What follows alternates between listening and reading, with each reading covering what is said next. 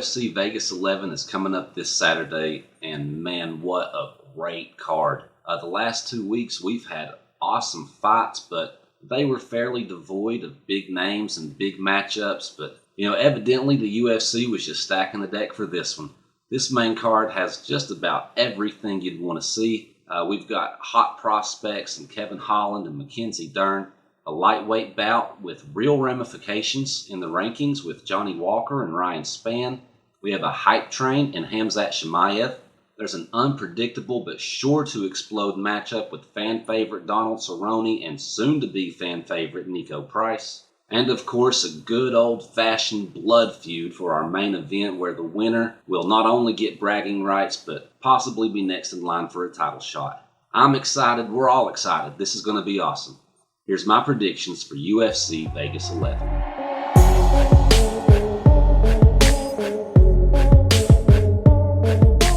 First fight on the main card is the middleweight bout between Kevin Holland and Darren Stewart.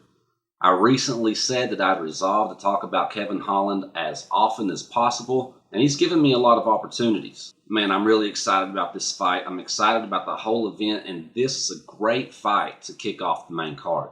I really like Kevin Holland. He's a fighter that's getting drastically better every time we see him, and we're seeing him frequently. The improvements that we're seeing from him from fight to fight just seem like they should take longer to achieve them. Kevin's last 2 fights against Anthony Hernandez and Hakeem Buckley were just displays of dominance. Both were TKO wins, and Kevin made them look easy. If we look at the Buckley fight, we can see a lot of similarities between Hakeem and Darren Stewart. They have a similar build and height, similar athleticism and speed, and similar punching style. And we saw Holland put on a clinic against Buckley. Add in that Buckley was Holland's last fight and it's only a month ago, and it gets pretty easy to assume that Holland has the recipe and it's fresh in his memory. Now, I'm not trying to just sweep Darren aside. He's obviously a very skilled fighter and very tough, but Kevin Holland is a tough draw for him. Holland's size and distance is going to give him trouble. The front kick is going to be on full display, and Stewart is a little too predictable for my taste. He loads up on his shots a little too much. Holland's going to see him coming a mile away. Holland is very opportunistic and accurate with his strikes and front kicks, and if Stewart does close the distance, Holland has shown pretty good balance and some diabolical elbows and knees.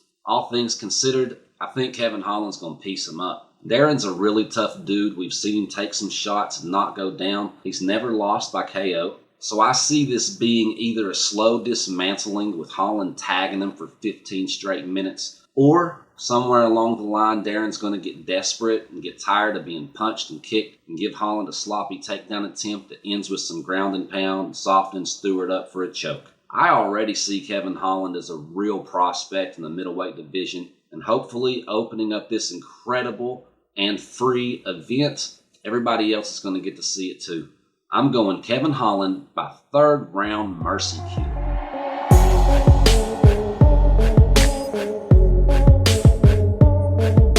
Next up is the women's strawweight bout between Mackenzie Dern and Randa Markos.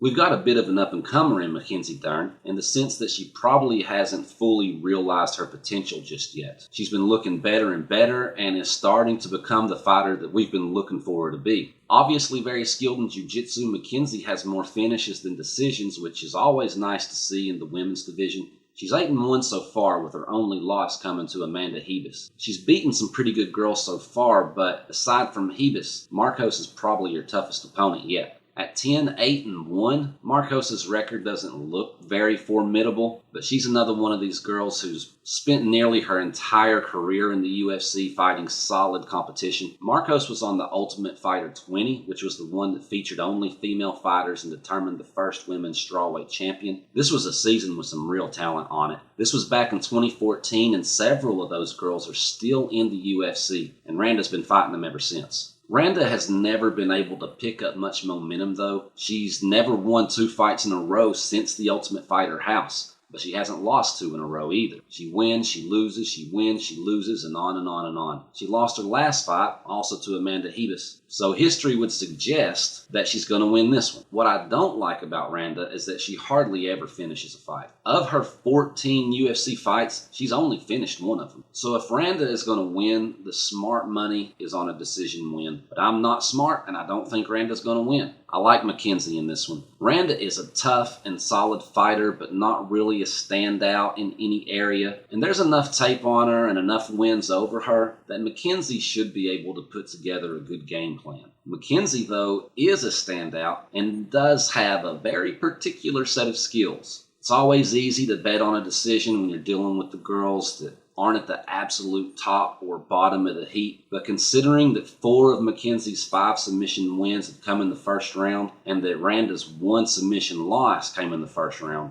I'm going to go with Mackenzie Dern by first round submission.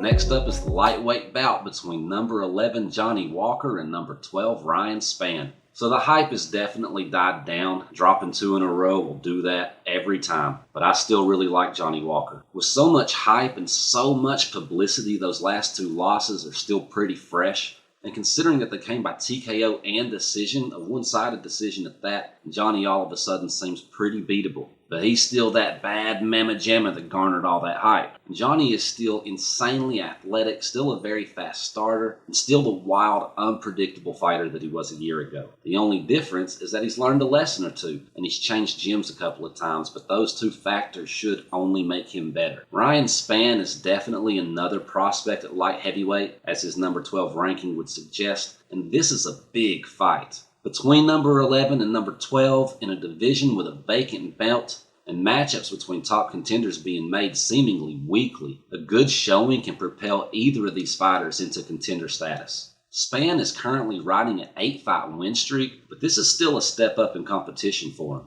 Looking through his resume, you won't see names like Nikita Krylov or even Corey Anderson. So a win for Spann kind of announces his arrival, where a win for Walker says, I'm back on track. As I said, I like Walker. I'm always a bit partial to the wild, showboating KO artist, and I like him in this fight too. I think it's a good fight for him to get back in favor of the UFC and MMA fans alike. Johnny is a dynamic, fast starter who gets hungrier when he smells blood. With 14 of his 17 wins by KO and 12 of those 14 coming in the first round, this dude is a finisher. Spann, on the other hand, is a much slower starter. He's much more static and flat-footed and will likely prove an easy target. I expect Johnny to be much faster, more explosive, more aggressive, and a whole lot bigger. The UFC lists Johnny as 1 inch taller with a 3-inch reach advantage, but I'm not buying it. I mean, this kid is massive. His elbows come down to his waist. I just think the athleticism, size, explosion, and killer instinct is going to prove too much for Spann. I can definitely see a path of victory for Spann, though, with 11 wins by submission. You got to believe this dude knows how to finish fights, too. Either way, I expect a rather short fight. These guys only have 4 decision wins between the 2 of them, only 3 decision losses between the 2 of them, but I'm rooting for Johnny. Maybe I'm going with my heart here, but I want Johnny up there ranked beside Thiago Santos and Reyes and Prochaska. I still think he's a contender waiting to blossom.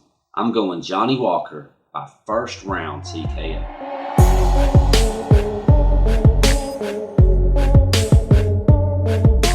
Next up is the middleweight bout between Khamzat Chimaev and Gerald Meerschaert. Like everyone else, I'm very eager to see Chimaev against some real competition, and Meerschaert is just that. This is a big step up from John Phillips and Reese McKee. Those 2 fighters, as we know, offered very little resistance to Chimaev, and he absolutely steamrolled both of them. Meerschaert is also steamrollable, as he's coming off a first-round TKO loss, but it's definitely going to be harder to do. That TKO loss came to Ian Henesh, so it's not like he was taken out of there by some can. But it was only 3 months ago, and that's not a very long time to recover from a loss like that. Meerschaert's only suffered 2 TKO losses in his whole career, that one to Henesh and another by Thiago Santos. Again, not a couple of cans. He rebounded from that loss to Santos with a win over Eric Spicely, but there was 6 months of recovery time between those bouts. Meerschaert may be getting in there too quickly, and Chimaev is a dangerous guy to do that to. But Meerschaert has been doing this for years, and he knows what he's capable of. He has the experience, he has the skill set, and he has the added motivation. His interviews lately have been pretty awesome. I'll admit that up until recently, I didn't know much about Meerschaert the man. I'm very familiar with Meerschaert the fighter, and I like him. But hearing his interviews and what he has to say, I'm really starting to like who Gerald is as a person, too. Now let me interrupt myself to plug myself. I did a video last week called Double Booking Chimaev, where I get into the double booking and Meerschaert's role in it and other hype trains that we've seen recently. So if you hadn't seen it, it's a pretty cool video. Check it out. So back to Meerschaert, man. He's saying all the right things. He sounds like he's in the right mental space. I mean, all things considered, Meerschaert is primed to derail the hype train and steal some clout. We've seen this kind of thing happen many times, but I don't think he's going to. I still like Khamzat. I'm very interested in seeing just how high this kid can go. I would imagine that Meerschaert is better and more accredited with submissions, but that hasn't really been Chimaev's game thus far. His ground game is much more of a domination, a lot of ground and pound, maybe getting the submission once his opponent has kind of had enough. Meerschaert, of course, will be much more opportunistic, looking for an opening or mistake and trying to capitalize on it. I feel like we know how the ground game's going to go. The question is, how are they going to match up on the feet? Gerald is not an overwhelming stand-up fighter, and I'm not real sure how good Chimaev is on his feet. So far, we've only seen the stand-up game to be a means to getting his opponent on the ground, but I think we're going to get to see a little bit more of it this time. I don't expect Meerschaert to go down so easy, but I do think he'll go down. I think we'll see some clinch work out of Chimaev this time. He doesn't seem all that comfortable on his feet with distance between him and his opponent, so I think he's going to try to close the gap quickly. I think he's going to fight in the clinch, probably pushing Meerschaert against the cage. I think Chimaev hurts Meerschaert standing in the clinch and uses that to secure the takedown. I think rounds 1 and 2 are going to go this way, and Chimaev's going to find the win in the second round. I'm going Khamzat Chimaev by second round ground and pound TKO.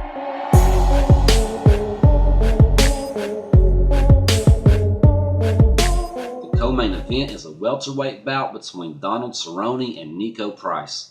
Cerrone is riding a 4-fight losing streak and he's fighting at welterweight again. This is a dangerous fight for Cerrone. People have been saying for a while now that Cowboy's washed up and fizzled out. At 37 years old, 52 pro fights into his career on a 4-fight skid. It's kind of hard to argue, but if you know Cowboy Cerrone, then you know that washed up will never be an accurate way to describe this man. Those 4 losses have come to Anthony Pettis, Conor McGregor, Justin Gaethje, and Tony Ferguson, which are kind of excusable losses. All those guys are some bad dudes. They're also huge names. Right there is the danger in this fight. Niko Price is not the biggest name out there, but he's a highly versatile, highly volatile, quick-starting heavy hitter that can end your night from literally any position. And what's worse is that his wins are usually very much replay-worthy, being shown over and over again. That Randy Brown finish from the bottom, the upkick finish at James Vick, I mean, just nasty stuff. All these things spell trouble for Cerrone, who has a bad history with this type of fighter. Cerrone likes to brawl. As an effect, is a pretty hittable fighter.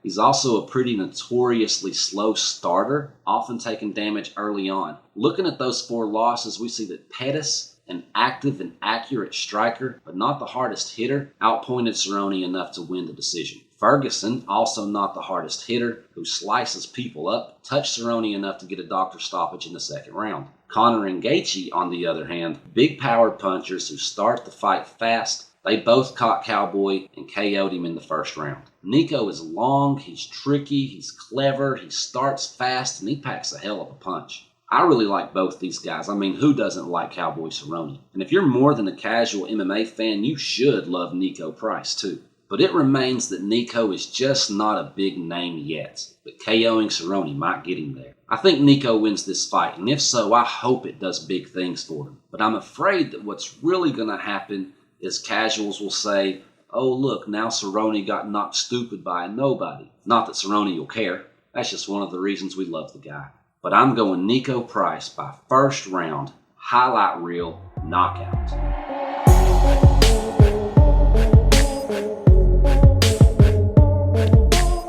main event is the welterweight bout between number 2 Colby Covington and number 5 Tyron Woodley. So who wants to see the former champ get beaten down and humiliated for another 25 minutes? I, for one, am not very interested in seeing that. I'm hoping we get more of a Colby versus Usman than a Woodley versus Usman, but I find the latter much more likely. In Tyron's last 2 fights against Usman and Gilbert, Woodley looked the furthest thing from a winner. Even in that physical challenge on The Rock's game show, Tyron showcased a depleted will to win. From my perspective, Tyron seems to lose interest in the competition as soon as he's no longer winning. He appears to have lost the will of a champion, and Colby is not going to let him off the hook. Colby's style of fighting should make for another grueling matchup. He's not going to go away easily. He's going to bring the fight to Woodley over and over. I'm not even sure if Tyron is interested in fighting anymore. He seems to spend a lot of time driving around and making videos and talking about God knows what. Obviously, Tyron and Colby have some bad blood, and we can expect some trash talk, but Woodley has taken it to a whole other level. Once again, I'm going to shamelessly plug myself here. A video is in the works, a working title of The Many Words of Tyron Woodley, where we'll go over all the crazy things Woodley has said and how far out of his mind he must be. I expect to upload this video tomorrow, so check back in for that one. So back to Woodley and what he says. You never know what he's going to say. One day he's talking about how he used to pay Colby $500 a day to get beat up as a sparring partner. The next day he's saying how he built Colby's career himself. And the next day he's saying that Colby's afraid of him, which is evidenced by Colby's sudden lack of talking. No, Tyron, Colby's not spending his time on social media because he's spending his time in his training camp getting ready to beat you up. So those 2 things aside, let's say that Tyron does still have the warrior mentality and that he is focused. This is still a tough fight for him. Colby is the kind of fighter that Woodley has always struggled with. With the exception of the Nate Marquardt KO, all of Woodley's losses have come to fighters who put a lot of pressure on him, keep a fast pace, and utilize good wrestling and grappling. The formula to beat Tyron Woodley has been well documented at this point, well documented and executed 4 times. A lot of pressure, fast pace, good wrestling and grappling. You really can't describe Colby Covington's fighting style better than that. We're just going to see more of the same here. Colby is going to dominate this poor guy, and then we're all going to have to hear him talk about how that wasn't really him in there for a year or so. I do think that Colby has a pretty good chance of finishing this one, though. I don't expect it to be anything brutal like a walk-off KO or anything. Maybe a TKO from unanswered strikes or a rear naked choke late in the 4th or 5th round. Tyron's always been difficult to finish. It's only happened once, but he's 38 and more or less checked out. Say what you will about Colby, but the guy's a warrior, and he's not going to let Woodley off the hook. He wants the belt, and finishing Woodley is the fastest way back to it. I'm going Colby Covington by 5th round TKO by way of complete domination.